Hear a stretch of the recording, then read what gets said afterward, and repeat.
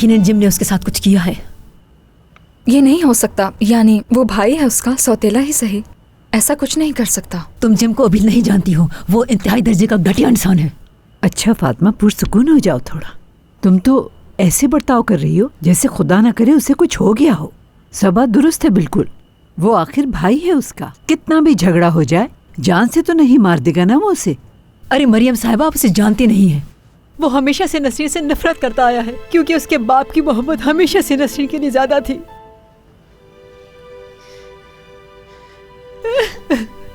چاہے کچھ بھی ہو جائے میں اس کے بغیر زندہ نہیں رہ سکوں گی. میں قسم کھا کے کہتی ہوں اگر اسے کچھ ہو گیا تو میں اپنی جان لے لوں گی.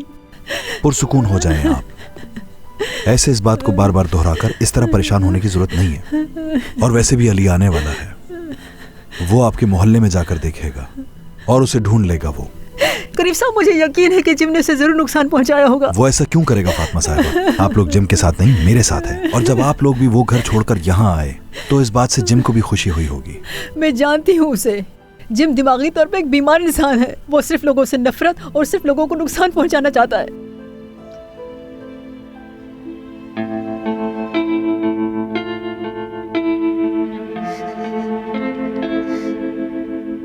کتنی عجیب بات ہے کہ وہ فون نہیں اٹھا رہی. ہاں بالکل، یہ بھی تو ہو سکتا ہے کہ دوستوں کے ساتھ مزے کرتے کرتے اسے وقت کا پتہ ہی نہ چلا ہو.